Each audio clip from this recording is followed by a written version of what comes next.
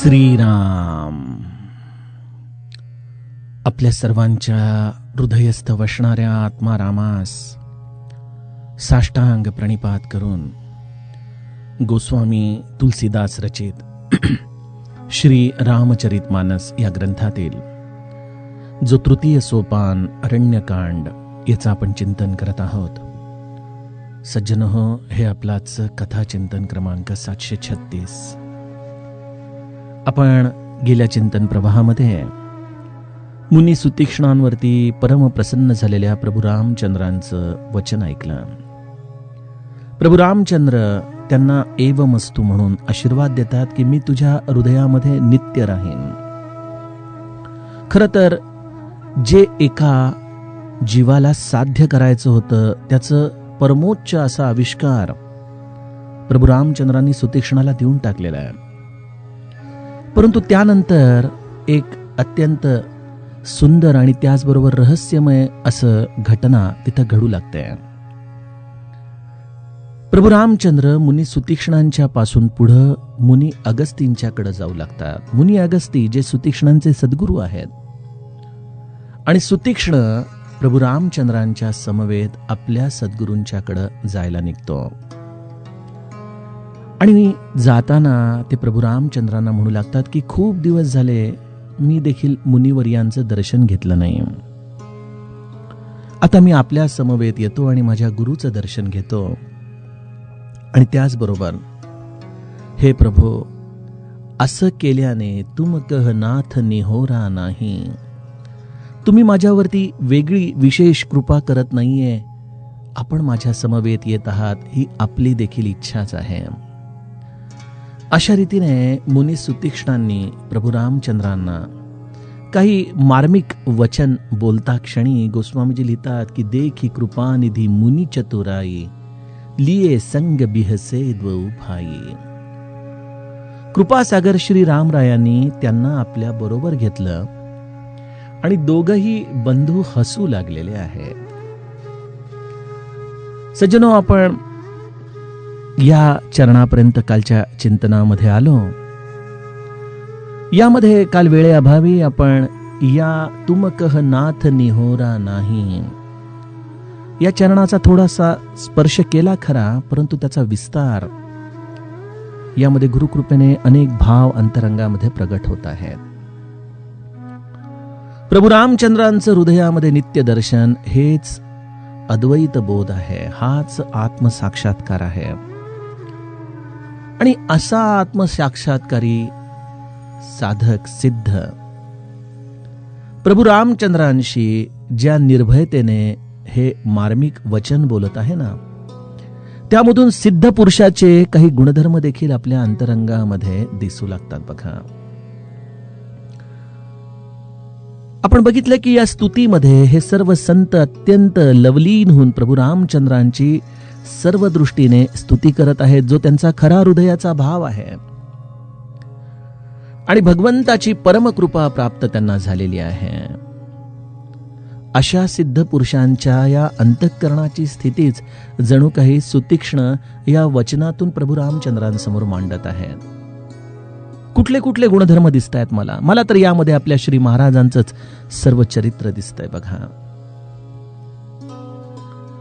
पहिली गोष्ट सज्जनो, जेव्हा भगवंत आपलं मानतो ना एखाद्याला, जेव्हा त्याच्या हृदयामध्ये तो नित्य प्रगटतो, तेव्हा भगवंत त्या जीवावरती सख्यत्वाचा भाव ठेवतो.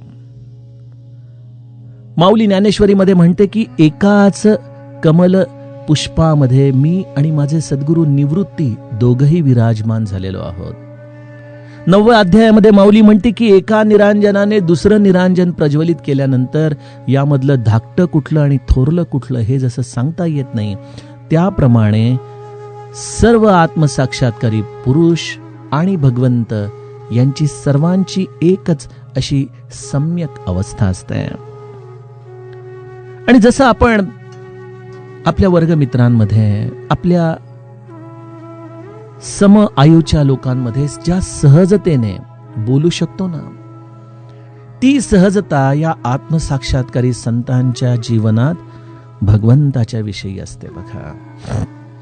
एक विलक्षण सहज भाव.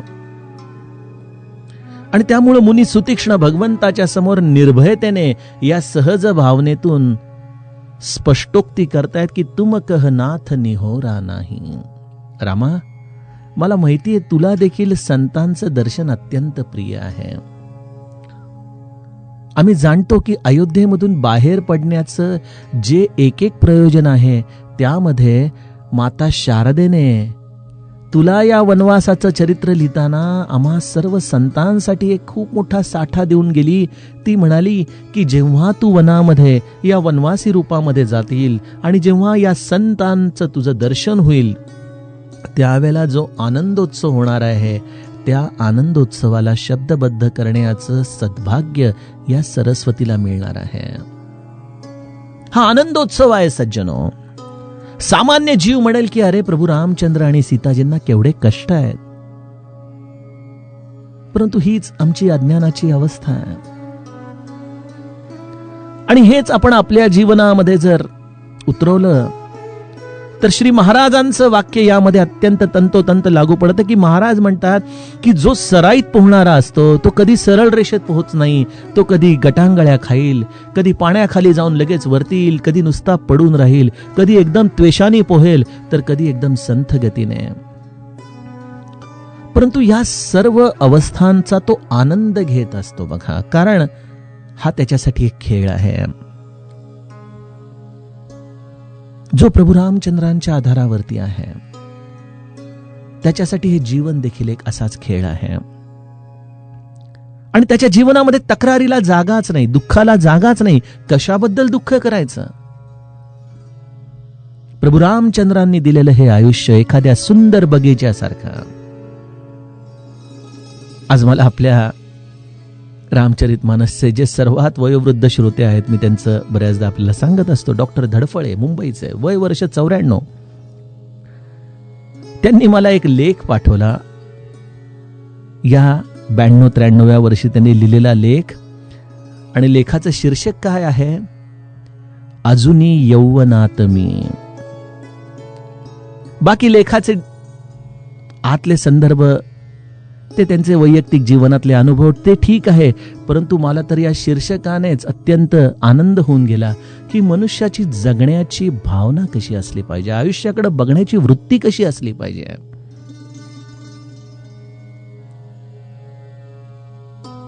आयुष्याचा प्रत्येक श्वास आहे ना सज्जनो, हा रामाच्या आधारावर जगणारा जीव अत्यानंदाने जगत असतो. खेळा ऐसा प्रपंच मानावा हे उपासनेमध्ये आपण नित्य म्हणतो, परंतु जीवन हे आम्हाला अजूनही खेळासारखं खेळता येत नाही. ज्याला स्पोर्ट्समन स्पिरिट म्हणतात, खिलाडू वृत्ती म्हणतात. कधी शून्यावर बाद होतोय तर कधी शतक मारतोय, परंतु या दोन्ही अवस्थांमध्ये ज्याचे नित्य प्रयत्न आहेत, कुठल्याच अपयशाने जो खचून जात नाही, जो यशाने हुरळून जात नाही, हेच एखाद्या यशस्वी खेळाडूचे गुण, हेच आपण आपल्या जीवनामध्ये उतरवले पाहिजे. मग जीवन सहज होतं सुतीक्ष्णांसारखं. प्रभू रामचंद्रांशी आपण निर्भयतेने बोलू शकतो. प्रभू रामचंद्रांनी दिलेल्या या सख्य भक्तीला आपण अत्यंत विनयाने निभावू शकतो. बघा, श्री महाराज देखील एके ठिकाणी म्हणतात की तुम्ही, मी सांगतो त्याप्रमाणे वागा. तुमचं काम करून घेणं माझ्याकडे लागलं, नव्हे मी रामाचा हात धरून तुमचं काम करवून घेईन. हा अधिकार आहे बघा संतांचा रामावरती.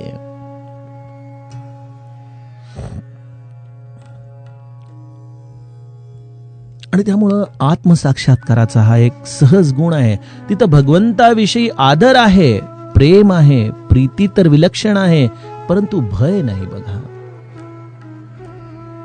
आणि आज आमच्या परमार्थामध्ये नेमकं काय चुकतं?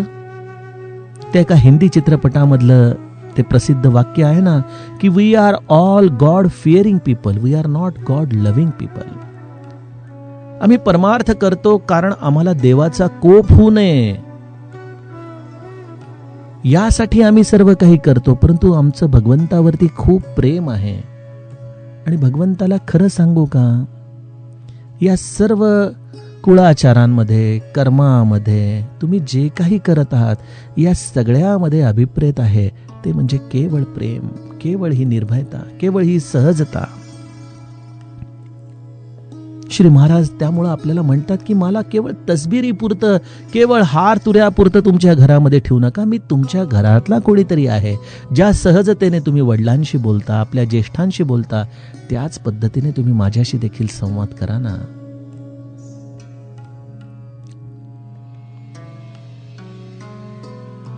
आणि सुतीक्ष्णाने आपल्याला प्रभू रामचंद्रांच्या या विलक्षण सहवासामध्ये ही दाखवलेली निर्भयता हे आत्मसाक्षात्काराचा एक सुंदर गुणधर्म. जरी सिद्धाचे गुणधर्म हे कधीही आपल्याला ओळखता येत नाहीत, तरी देखील असे फिल इन द ब्लँक सारखे आपल्याला हे ग्रंथ कशा पद्धतीने सिद्ध पुरुष भगवंताच्या समवेत वागतो याचा हा सुंदर विस्तार दाखवून जातं बघा. दुसरा गुणधर्म आहे आणि तो म्हणजे सिद्ध पुरुष जो नित्य या परब्रह्माशी तद्रूप आहे. त्यामुळं आपल्याला तो स्वाभाविक गंभीर शांत याच रूपाने त्याचं व्यक्तित्व नेहमी आपल्या आयुष्यामध्ये दिसतं. परंतु खरं सांगू का, या सिद्धावस्थेचा एक सुंदर गुणधर्म आहे की एका विलक्षण सुंदर अशा विनोदी भूमिकेमध्ये देखील या संतांना आपलं जीवन सहजतेने घालवता येतं. एक आनंद हा त्यांच्या अवतीभोवती घुटमळत असतो. त्यांच्या वचनांमध्ये कुठेतरी मर्म असतं, परंतु त्याचा मर्म हे कधी हृदयाला बोचणारं नसतं. दुसऱ्याचे दोष देखील ते दाखवतील, परंतु या प्रत्येक दोषाला सांगण्याचे जे शब्द आहेत ते नवनीतासारखे इतके मृदू आहेत, इतके हळुवार आहेत की मनुष्याला त्या दोषांच्या निमित्ताने का होईना त्या आराध्याने आपल्याशी संवाद करावा अशी एक मनोभूमिका त्याच्या हृदयामध्ये तयार होत असते. श्री महाराजांच्या चरित्रामध्ये आपण बघतो की महाराज हे किती विनोदप्रिय होते. खळखळून हसणं हा महाराजांच्या स्वभावाचा एक गुणधर्म होता. आणि उत्कट विनोद, क्षणामध्ये सुचलेला विनोद, त्यासाठी लागणारी स्मरणशक्ती, एखाद्या व्यक्तीचे असलेले चांगले वाईट गुणधर्म, या सगळ्यांचा लेखाजोखा श्री महाराज आपल्या हृदयात ठेवायचे. आणि त्यामुळे बोलताना ती सहजता, ती विनोद शैली समोरच्याच्या अंतःकरणाला अशी काही भुरळ घालायची. आणि त्यामुळे आम्ही आजही म्हणतो, जो जाई एक वार तो विसरे घरदार. ही सहजता असते सिद्धांच्या अंतःकरणामध्ये. त्यांची धीर गंभीर शांतता ही देखील ज्यांनी अनुभवली त्यांना कळते. आणि या प्रपंचामध्ये राहत असताना या छोट्या मोठ्या गोष्टींमध्ये त्यांची ही सहजता देखील अत्यंत आपल्या मनाला खेचून घेते. आयुष्य कसं जगावं हे जणू काही सिद्ध आपल्याला त्याच्या वागण्यातून दाखवून देत असतो. आणि सिद्धाचा सगळ्यात मोठा जर कुठला उपलब्धीचा भाग असेल तर तो सज्जनो देखी कृपा निधी मुनी चतुराई लिये संग बिहसे द्वौ भाई. रामाला देखील जे हसवू शकतात हीच या सिद्धांची उपलब्धी आहे.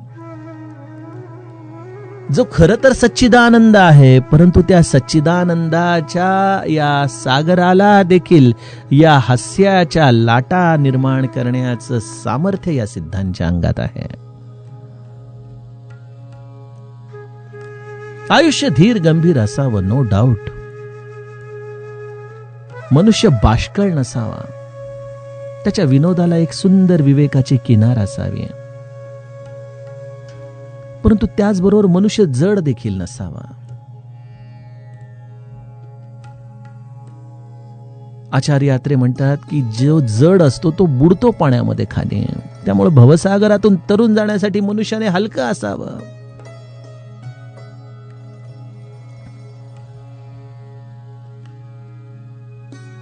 मी आमच्या गोंदवल्यामध्ये देखील अनेक साधक मंडळी बघितली ज्यांचं खूप जप झालेलं आहे. आणि जेवढा जेवढा ते जप उत्कटतेने करतायत तेवढे तेवढे ते इतके विनोदप्रिय होत आहेत की बस. पूज्य बाबांची आपण निरूपणं ऐकलेली आहेत. त्यांचा श्रोतृवर्ग किती खळखळून असायचा निरूपणामध्ये, याची अनेक दाखले आपल्याला दिसतात. एखाद्या परमार्थाच्या प्रमेयाला जड करून सांगणं हे तसं मध्यम दर्जाच्या वक्त्याचं कार्य आहे, परंतु एखाद्या जड प्रमेयाला अत्यंत हलकं फुलकं करून सांगता येणं हे सिद्धाचं कार्य आहे. बघा, महाराजांची किती प्रमेय आहेत की जी किती सहज भाषेमध्ये त्यांनी आपल्याला सांगितली की नामाचं प्रेम म्हणजे काय, तर जसं दह्यामध्ये लोणी आहे त्याप्रमाणे नामामध्येच त्याचं प्रेम आहे. मी नाम कसं घेऊ, अरे पेढा कसं खाऊ, असा हा प्रश्न आहे. किती सहजता आहे सज्जनो, कुठं सापडणारी सहजता आपल्याला. आणि या उलट एखादा माझ्यासारखा मनुष्याला विचारलं नाम कसं घेऊ, तर तो म्हणेल की मांडी घाला, ताड बसा, भूमध्यावरती आपली दृष्टी केंद्रित करा. या सर्व जड गोष्टी हा सामान्य मनुष्य सांगतो, परंतु सिद्ध मात्र या सर्व गोष्टींना अत्यंत सहजतेने सांगून जातो. बघा,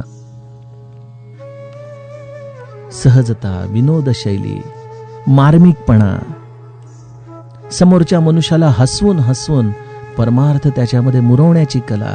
अहो, इतकंच नव्हे तर जे प्रत्यक्ष प्रभू रामचंद्रांना देखील हसवू शकतात, असं या सिद्धांच्या अंगामध्ये सामर्थ्य आहे. आणि त्यामुळं श्री रामराया महाराजांच्या भजनामध्ये नाचायचा, आपला आनंद व्यक्त करायचा.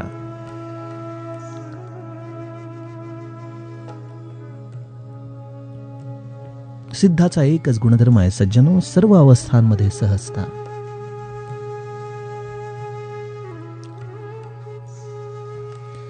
आणि त्यामुळे प्रभू रामचंद्र देखील म्हणाले की अरे अशी कंपनी कधी मिळणार, या सुतीक्ष्णासारखा सहवासी,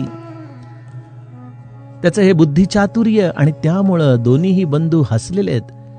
प्रत्येक ठिकाणी आपण बघतो बघा, प्रभू रामचंद्र लक्ष्मणाकडे पाहतायत आणि मग लक्ष्मण प्रभू रामचंद्रांचा कल ओळखून वागतोय, परंतु इथं प्रभू रामचंद्र आणि लक्ष्मण दोघही एकत्रितपणे हसलेले आहेत.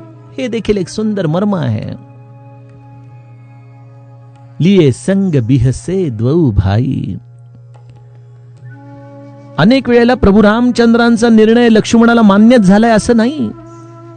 जेव्हा बिभीषणाने पहिला सल्ला दिला की तुम्ही सागराची जाऊन प्रार्थना करा, तो तुमचा कुलगुरू आहे, मग तो तुम्हाला सांगेल की काय उपाय करायला पाहिजे मला पार करण्यासाठी, यावरती लक्ष्मणाला प्रचंड संताप आला. तो म्हणाला, रामा काय करतोयस तू? आहे काधर मन कहूं एक आधारा, दैव दैव आलसी पुकारा. अरे भित्रट माणसाचं काम आहे रामा, तू राग आण, हा समुद्र आत्ता जागेवर येईल बघ. परंतु रामाच्या इच्छेमध्ये लक्ष्मण नित्य त्यांची इच्छा सामावून राहिला आहे. क्षणामध्ये रामाने त्याच्याकडे बघितलं, समजूत काढली. ठीक आहे म्हणाला, ऐसे ही करब धरव मन धीरा, थोडा वेळ थांब, थोडं शांत हो, असं म्हणून लक्ष्मणाला त्यांनी लगेच क्षणामध्ये शांत केलेलं आहे.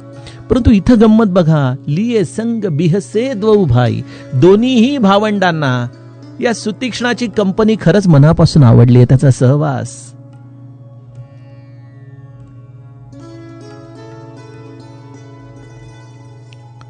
खरोखर सिद्धांचा स्वभाव जाणणारा भगवंतच आहे बरं का, नाहीतर आम्ही काय ओळखणार हो बाहेरून. सिद्ध पुरुषाच्या दारामध्ये जाऊन आपण आपल्याच कटकटी त्याच्या समोर मांडत बसणार. कधी त्याच्या आनंदाचा क्षण, तो ज्या स्थितीमध्ये जगत आहे तिथपर्यंत पोहोचण्याचा आम्ही कधी स्वाभाविक प्रयत्न करणार की नाही? ज्या सिद्धाचा सहवास प्रत्यक्ष भगवंताला देखील हवा हवासा वाटतो, अशा सिद्धाच्या स्थितीमध्ये आम्ही कधी जाऊन जगणार?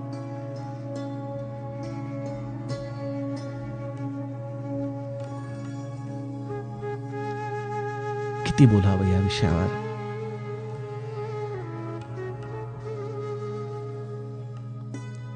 आणि गोस्वामीजी सुतीक्ष्णाच्या या सहवासाचं अनुपम सुख भगवंताला काय मिळालं हे देखील सांगताच सोडत नाहीत. पंथ कहत निज भगती अनुपा, मुनी आश्रम पहुंचे सुरभूपा. रस्त्याने जाताना प्रभू रामचंद्रांना सुतीक्ष्णाशी सतत संवाद करावा असा वाटतोय आणि आपल्या अनुपम भक्तीचं वर्णन करत प्रभू रामचंद्र जे हे देवतांचे राजराजेश्वर आहेत ते प्रभू रामचंद्रजी अगस्त्य मुनींच्या आश्रमावरती पोहोचले. बघा जेव्हा सहवास चांगला असतो तेव्हा एखाद्या गोष्टीवरती आपण जर संवाद करू लागलो तर प्रवासाचं अंतर किती वेळामध्ये कापलं गेलं हे आपल्याला देखील कळत नाही. सुंदरकांडमध्ये देखील असंच उदाहरण आहे की जेव्हा प्रभू रामचंद्रांनी अंगदाच्या नेतृत्वाखाली टोळीला दक्षिणेकडे पाठवलं तेव्हा त्यांना जाताना किती त्रास झालेला आहे हे आपण आता किष्किंधा कांडात अनुभवणारच आहोत. पाणी मिळेना, खायला मिळेना, मग त्या स्वयंप्रभेच्या गुहेत काय जात आहेत, मग समुद्रकिनारी जाऊन तळमळत काय पडून राहिलेले आहेत, अनेक हालापेष्टा झालेल्या आहेत. आणि जेव्हा प्रभू रामचंद्र कार्य करून येतो आणि जेव्हा त्याचं हे सर्व दैदिप्यमान यश सर्व वानरगण एकमेकांशी बोलू लागतं तेव्हा गोस्वामीजी लिहितात, कहत सुनत बोलत चालत जातायत प्रभू रामचंद्रांच्याकडं, अत्यंत आनंदाने जात आहेत. तिथं कुठल्याही प्रकारचं अंतर कापण्यासाठी वेळ लागला नाही. किंबहुना गोस्वामीजींनी एक चौपाई पण लावली नाही परतीच्या प्रवासामध्ये, केवळ एका चरणामध्ये लिहून टाकलं, चलेऊ हर्षि रघुनायक पासा. अशा रीतीने हा सहवासाचा देखील गुणधर्म इथं आपल्याला कळतो की जिथं प्रभू रामचंद्र देखील अत्यानंदित होऊन सुतीक्ष्णाशी संवाद करतायत की न जाणे पुन्हा तुझ्याबरोबर एवढा सहवास, एवढा काळ मला कधी संवाद करता येईल. भगवंताला देखील आपल्या मनातलं हितगुज अशा संतांजवळ बोलावं असं वाटतं. बघा प्रभू रामचंद्र आपल्या अनुपम भक्तीचं वर्णन सुतीक्ष्णाजवळ करतायत की काय सांगू रे या भक्तीचं महात्म्य तुला. तुझ्यासारखा एक केशर कस्तुरीचा त्याचा ग्राहक मला सहवासाने प्राप्त झाला आणि तुझ्या समवेत मला माझं हृदय जणू काही व्यक्त करावं असं वाटतंय.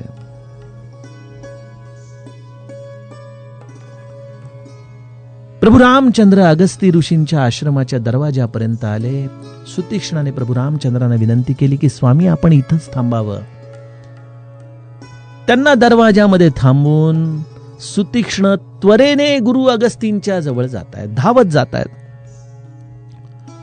गुरु अगस्ती आपल्या आश्रमामध्ये आपल्या नित्य साधनेत आणि त्यांनी पाहिलं की आपला हा सत्शिष्य सुतीक्ष्ण खूप दिवसानंतर आपल्या समोर येतोय. सुतीक्ष्ण धावत जातोय आणि आपल्या गुरुवर्यांच्या चरणी दंडवत प्रणाम करतोय. दंडवत प्रणाम करून गुरुवर्यांना एक अशी आनंदाची गोष्ट सुतीक्ष्ण सांगत आहे ज्यामध्ये त्यांच्या हृदयाला संपूर्ण कृतार्थतेचा अनुभव येणार आहे. नाथ कौसलाधीस कुमारा आये मिलन जगत आधारा राम अनुज समेत बैदेही निसी दिनु देव जपत हहु जेही. नाथ कौसलाधीस कुमारा. सुतीक्ष्ण आपल्या सद्गुरूंच्या जवळ जाऊन म्हणतोय की हे मुनी अगस्ती, हे नाथ, आपल्याला कोण आले भेटायला. आये मिलन, कोण आले, या समस्त विश्वाचा आधार असलेले अयोध्यापती दशरथाचे पुत्र राम आणि लक्ष्मण आणि समवेत त्यांची धर्मपत्नी सीताजी आणि अशा प्रभू रामचंद्रांना मी घेऊन आलेलो आहे आपल्या भेटीसाठी, ज्यांच्या नामाचा जप आपण रात्रंदिवस करत आहात. हे प्रभू, आपल्या भेटीसाठी प्रभू रामचंद्र, सीताजी आणि लक्ष्मण आलेले आहेत. सज्जनो, हा गुरुच्या जीवनातला कृतार्थतेचा क्षण आहे ज्याचं मी काल आपणासमोर विस्तार ठेवला की ज्या शिष्याला आपण मंत्र दिला, बोध दिला, साधना दिली आणि दक्षिणेच्या रूपामध्ये खऱ्या अर्थाने अशी गोष्ट मागितली जे त्याच्या जीवनाचं खरं फलश्रुतीचं प्रयोजन आहे की जर पुन्हा आम्हाला तोंड दाखवायचं असेल तर प्रभू रामचंद्र सीताजी आणि लक्ष्मणाला घेऊनच माझ्याकडे ये. सज्जनो, आयुष्यामध्ये निग्रह देखील अत्यंत गरजेचे आहेत. रामानंद महाराजांची आठवण येते की ज्या वेळेला त्यांना त्यांच्या गुरूंनी भजन नीट म्हणता येत नाही म्हणून मध्यरात्री आपल्या आश्रमामधून हाकलून दिलं, त्यावेळेला छोट्याशा रामानंद महाराजांच्या हातामध्ये केवळ एक दासबोध, एक अंगावरती लंगोट आणि मध्यरात्रीची वेळ, जायचं कुठं लहान मुलाने. परंतु रामानंद महाराज जवळच असलेल्या राम मंदिरामध्ये जातात आणि रामाच्या मूर्तींना जाऊन म्हणतात की मला भजन नीट म्हणता येत नाही म्हणून आज मला या रस्त्यावरती यावं लागलंय, परंतु रामा, ज्या वेळेला तू माझ्या भजनामध्ये डोलशील त्याच वेळेला मी माझ्या गुरुगृही परत येईन. आणि रामानंद महाराजांच्या भजनामध्ये आजही आमच्या हृदयातला आत्माराम डोलू लागतो. सज्जनो, हे या सिद्ध पुरुषाच्या साधनेचा निग्रह आहे की माझ्या भजनामध्ये राम डोलला हवा. आपल्या उपासनेमध्ये रामानंद महाराजांचे आपण अभंग ऐका, वाचा. केवढं मर्म आहे, केवढी करुणा आहे, केवढा आर्जव आहे, केवढी प्रीती आहे. काव्याची सर्व अंग या अभंगांमध्ये आपल्याला दिसतात. का नाही बरं राम डोलणार त्या अभंगांमध्ये?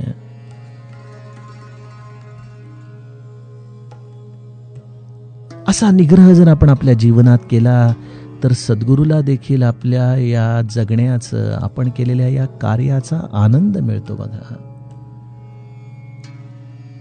अन्यथा आमच्यासारखे हिंगजिऱ्याचे गिराईक जाऊन केवळ एकच सांगणार की महाराज, पैसा, मुलीचं लग्न, आरोग्य, बस. अशी वार्ता आपण प्रभू रामचंद्रांच्या आगमनाची जर सद्गुरूंना सांगितली तर मला खात्री आहे की त्या समाधीमध्ये श्री महाराज देखील अत्यंत कृतार्थतेने त्यामधून प्रगटतील आणि आपल्याला मिठीमध्ये घेतील बघा. आणि सुतीक्ष्णाने जेव्हा प्रभू रामचंद्रांच्या आगमनाची वार्ता अगस्ती मुनींच्या कानावरती घातली, सुनत अगस्ती तुरत उठी धाये, हरि बिलो की लोचन जल छाये, मुनिपद कमल परे द्वौ भाई, ऋषी अति प्रीती लिये उरलाई. काय सांगतोयस सुतीक्ष्णा? अरे बाळा, काय सांगतोयस तू वार्ता? राम, लक्ष्मण, सीता आलेत. कुठेत? अगस्ती मुनी आपल्या आसनावरून उठतायत तडक आणि धावत सुटतायत बाहेर.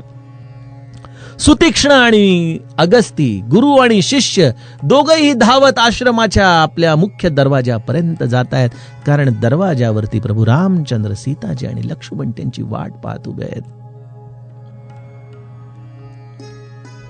आणि अगस्ती मुनींनी जेव्हा प्रभू रामचंद्रांना आपल्या या नेत्रांच्या आधाराने पाहिलं, स्वाभाविकपणे त्यांचे हे नेत्र सजल झाले, आनंदाश्रू, प्रेमाश्रू भरून आलेले आहेत. आणि अगस्ती मुनींची ही अवस्था, ते आपला देहभाव विसरून गेलेले आहेत. आणि अगस्ती मुनी प्रभू रामचंद्र आणि लक्ष्मणाच्या दर्शनाने अंतःकरणातला हा अनिवार्य झालेला आनंद अनुभवत असतानाच प्रभू रामचंद्र आणि लक्ष्मण मात्र अगस्ती मुनींच्या चरणांवरती नतमस्तक होत आहेत. त्यामध्ये दोन भाव आहेत. एक, अगस्ती मुनी, आपल्या चरणांवरती आम्ही आलेलो आहोत, आम्ही बालक आहोत, आपला अधिकार मोठा आहे. आणि दुसरं, ज्याचा शिष्य सुतीक्ष्ण आहे त्या सद्गुरूचा अधिकार काय असेल?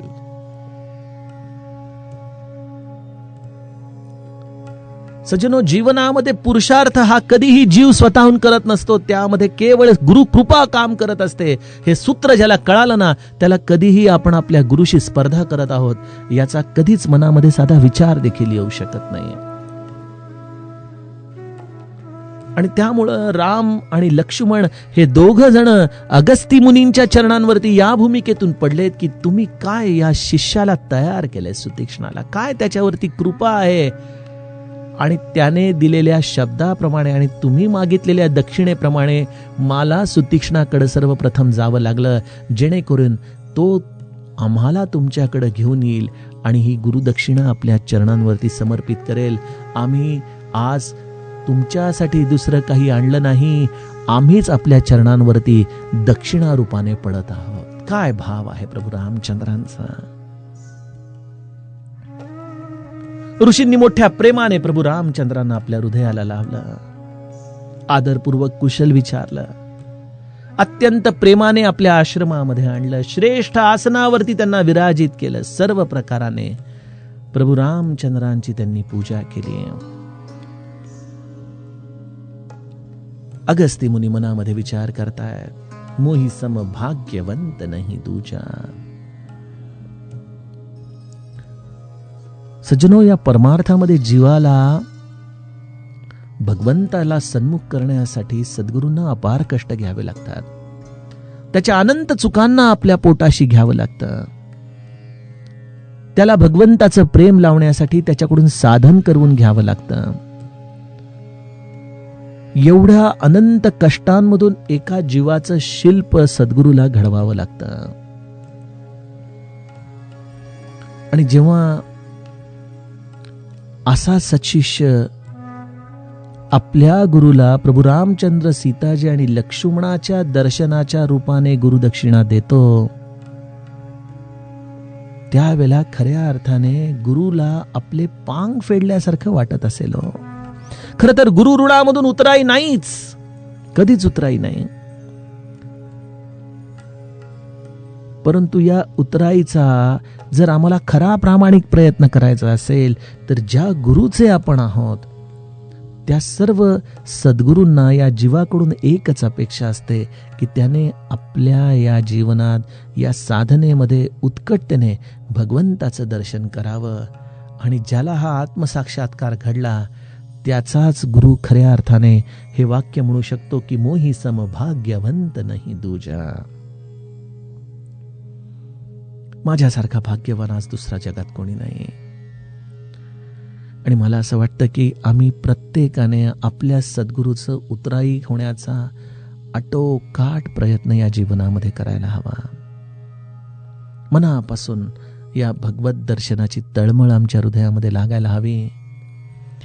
ती तळमळच आम्हाला कृतीमध्ये उतरवून भगवंताला अशा पद्धतीने अरण्यामध्ये खेचून आणेल. अशा रीतीने तिथं जेवढे कोणी मुनिगण होते त्या सर्वांनाच आनंद कंद प्रभू रामचंद्रांच्या दर्शनाचा हा विलक्षण आनंद सज्जनो झालेला आहे. प्रभू रामचंद्र मुनींच्या समूहामध्ये बसलेले आहेत. सर्व मुनिगण अगस्ती मुनींच्या या पटांगणामध्ये प्रभू रामचंद्रांच्या दर्शनाने अत्यानंदित झालेले आहेत. आणि इथं एक सुंदर रहस्य गोस्वामीजी म्हणतात की प्रत्येक मुनीला प्रभू रामचंद्र जणू काही आपल्याकडेच तोंड करून बसलेले आहेत. अशा रीतीने ते सर्वजण प्रभू रामचंद्रांकडे पाहतायत. जणू काही चकोर पक्ष्यांच्या समुदायाला शरद पौर्णिमेच्या चंद्रमाचं दर्शन झालंय. काय गोस्वामीजींनी उपमा द्यावी की चकोर पक्षी एक हा देखील अत्यंत दुर्मिळ, परंतु अगस्ती मुनींच्या आश्रमामध्ये हे सर्व मुनिगण कसे आहेत? चकोर पक्ष्यांचा समुदाय आहे. खरोखर अशा अरण्यामध्ये सद्गुरूच्या या आश्रमामध्ये राहून सर्व प्रकारच्या देहाला कष्ट देऊन हे सर्व चकोर याच एका गोष्टीसाठी लालायित होऊन आपल्या गुरुचरणांजवळ थांबलेत की आम्हाला गुरु प्रभू रामचंद्रांचं दर्शन घडवून आणतील. आणि आज या सद्भाग्याचा क्षण गुरुकृपेने या सर्व चकोर समुदायाला मिळालेला आहे. सज्जनो हो, आता मुनी अगस्ती आणि प्रभू रामचंद्रांचा एक विलक्षण संवाद होणार आहे. त्या संवादाचं चिंतन आपण उद्याच्या कथा प्रवाहामध्ये करूयात. जानकी जीवन स्मरण जय जय राम.